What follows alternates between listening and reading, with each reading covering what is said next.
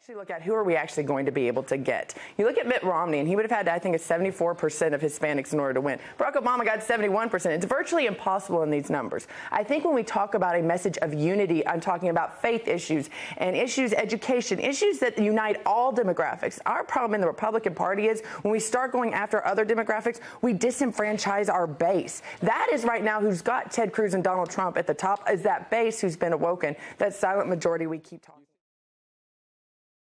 It's about both. I think we're seeing a low growth rate, and we're continuing to pile up a national debt that is unsustainable. You're also seeing major trade deficits that are coming in. So I think all of those factors, plus a genuine mistrust of the numbers, because unfortunately, while the president goes on air and touts this wonderful economy that we have, people are still very much hurting on Main Street. And as incomes continue to basically stay the same, we're seeing the cost of living continue to escalate. So there's obviously something proportional. Plus, history has shown us every 5 to 7 years we go through some form of a recession, sometimes a little bit more dramatic than others. So this is just basically the continuing loop that we have right now, and our economy is not back like the president. And with this campaign right now, every week brings on a new headline. The good news is every headline has been for Donald Trump, which is something that I think all of the other candidates, it's obvious they're becoming green with envy, because nothing they're saying is resonating with the people. And Donald Trump is not only getting the pop culture effect, but he's also actually being able to talk about policy, like what he wants to do with China, the Iran deal. So it's not like he's just getting these one-liners out there. He's actually getting substance and nutrition out there to a very starved GOP. Katie, do you agree with that? Believe that? I don't think anybody woke up this morning even thinking, remotely thinking, or any producer planning that that was going to be the topic of every show going into tonight's headlines. And yet, here it is. And it's because of the Pope himself. Now, it's interesting as we kind of dissect, there are groups, there are many Catholics that are saying, no, the Pope was not insulting Mr. Trump. But then you've got all these evangelicals who are saying, yes, they don't want to sit here and hear a foreigner tell us about how to handle things, especially when the United States has been dealing with immigration for 30 years. And here you have this Pope relatively on the scene coming in and basically lashing out at one of our presidential candidates for a religious reason, not necessarily a political reason, but from a religious standpoint. He is the spiritual leader. Tweet that has been passed around, which was also said in that package, has been passed around. This tweet was originally posted by its creator on June 15th. That means 3 weeks it's had to circulate around social media. So to automatically assume, which is what many people have done, that this was taken from a message board, an anti-Semitic message board, is not only wrong, it's absolutely irresponsible for someone to do. But this, you have to understand the motivation of the riot here. It's not because people aren't getting their voices heard. It's because the people's voice would be ignored in this case. The majority, the plurality, the people, the majority of the population have voted for Mr. And the obvious moves that will be made by the establishment Republican Party to keep him from this nomination, that right there would cause anger. And that would be an obvious backhand to all of the people who have been paying attention and who have been engaged. Well, those words are horrendous. They're dreadful. They're appalling. They're foul. But I will say this, the words of Donald Trump for 11 years ago are bad, but they're not near as bad as the actions of Hillary Clinton since she's been in office. There are 4 soldiers in Benghazi right now. We are 39 days out. Everything that's coming out right now has to be put in the category of politically motivated and twisted just to have a short headline to continue demonizing Mr. Trump. And the truth later on doesn't matter whether it was true or not. Let's just get it out there and throw everything at the wall and do everything we can to demonize this man. Okay. And as the polls can continue to get tighter, you're going to see more and more stories of these that have very little ounces of truth.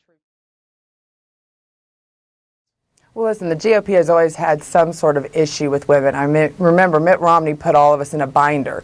And because of that, in 2012, he only received 44% of the vote. But let me go back real quick, something to Ben just said. You know, this week was the first time that I ever heard the pro-life movement and several organizations come out and say that the woman who chose to have an abortion was a victim. I've never heard that mantra before. Because if I remember right, if you look outside of Planned Parenthood at these protests, the protesters are calling these women murderers when they walked in and out of Planned Parenthood. So there is some sort of complexity. I will not take this abuse because she was called one name. Get over it. Let's look at the life of your actions. And you're saying that you want to be an example for women growing up, but look at the actions you've had even recently. And I think that's why this cookie is going to crumble. And I would not suggest the Hillary Clinton campaign continue to promote this unless we want to bring everything out.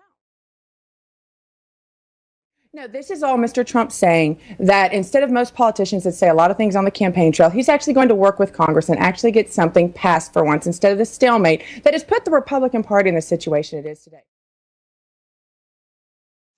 Because we see there's a lot of things they do have in common. They put the worker as number one. They put American workers first. And so when you talk at trade policies, but listen, I agree with you, Seth. My heart is breaking here. This is deja vu for us. I feel like I've just been in the seat a week ago. And I think the bump that Mr. Trump had in the polls comes from the fact of the Ted Cruz people that are now supporting Mr. Trump after what happened. So I think Bernie Sanders and the supporters have got to understand they're the ones that are going to be a part of that post-convention bump. And it's up to the entire Democratic team to bring them in this week. That's going to be your goal, your job.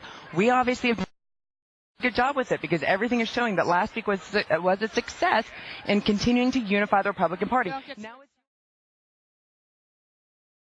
the NATO issue right there is one thing. He didn't say that he's going to get out of it. He reiterated it today in his press conference. He said he wanted to reevaluate it. NATO was first set up in 1948 after World War II was finished. It was reevaluated in 89 to handle Russia and terrorism. What have those countries in NATO done to help? I agree. Last night was historical. Let's put it in the history books. But if a woman walks into the voting booth and pulls that lever for Hillary Clinton just because she's a woman, that right there I think is sexist. Last night we had a great opportunity. And Hillary Clinton, when she in that room of girls, as you addressed, said, you know, if you're a daughter or if you're a girl, you could be president too. This would have been an excellent opportunity to say, you know what, whether you are a boy or you're a girl, both of you, my job will be to make sure it's equally an option for both of you. That's the problem we've done. We continue to say we want equality, that we want equal, but we then tear down one group and try to build up another. That's what I heard last night. Politics are local. Right now, when you go to the gas pump, your gas prices are low because of oil. And generally, I think people are in a very happy mood, maybe because we're about to be done with this election. But the truth is, we have a 1.5% GDP growth. That is, most presidents at this term usually have 3 to 4%. So people are still suffering. Credit card debt is obviously on the increase. And the latest news of Obamacare with the 25% on average going up, that does not fend well for the person in office. Good job. Part of the entertainment of going with it, and he wasn't running for president. He was not a politician. I'm sorry he doesn't have this well covered. But let me point this out: I'm a female. Melania Trump is a female. We are women. This is where this is going to go dead because the way the media has handled this is starting to backfire, especially as the majority of these women's cases are being very much discredited, and they're finding out to be hit jobs on Mr. Trump, tied with the Hillary Clinton campaign, the DNC having majority of them are. By the way, this underage that you keep accusing, there were chaperones. Those chaperones never came forward and said that there were wrong things that happened. The details do matter. You can't just throw mud. This is what Democrats do. They did in 2008, 2012. This is your track record. It's getting old. So we need to take a step back and try to figure out how we're going to start trying to mend this country together, and that needs to start happening sooner than Election Day and not necessarily the day after. Alienated Hispanic voters. Well, I think Donald Trump will win today. But if he doesn't. But I think it goes to, I think a lot of Hispanic voters, and these are to the moms right now that are going to the voting booth today. I want to ask you, when your kids go to school, are they already in overstuffed classrooms? Do they have books? Do we have playgrounds? Do we have jobs in your communities? What has Hillary Clinton said she's going to do for your community besides a pathway? Donald Trump took a risk this summer, and he got raked over the coals from his own party when he said, no, I want my friend, who happens to also be an openly gay man, to speak at the RNC. And he took on the Republican Party on that, said, and any pushback said, no, he is a businessman. I want that to be I want that to be on the stage. And he got pushback on that. And guess what? The man spoke, and he was given a at the Obama administration, his first appointment did not come till 3 weeks in after his election. 4 appointments in the 4th week. Bill Clinton, 4 appointments came in the 6th week. So Mr. Trump is actually ahead of schedule. And I hate to be the one that breaks up this romance that has been created between the press and the president. That's never really existed. I mean, let's remember, November in 2013, the White House Correspondents Association sent the press secretary, Jay Carney, a letter accusing him of basically having Soviet-style control over photographs that happened. Press conferences, Reagan only had 5 per year, George W. Bush 35, Carter 14. AK, there is no set tradition except for what the president So himself you're saying defines. that the press is treating Donald Trump the same?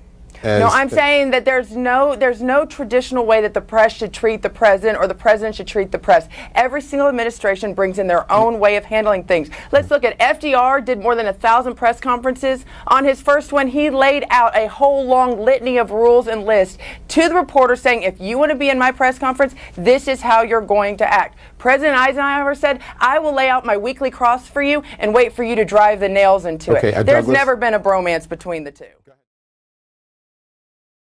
We need to have a conversation. As long as we're talking, then we have solutions. It always scares me when we go silent and when we're not interacting. And when they see us on television, they see pundits on television just clawing each other's eyes out and fighting. No wonder why some of them might have that same reaction. They're just reflecting what they're seeing, the divide that we sometimes even have here on our panels. But the truth of it is we've got to start healing as Americans. There's a lot of things that we have in common. And so many times if we can just start that foundation, which is what his conversation did when you watch the videos, and start that openness in that conversation, it brings healing.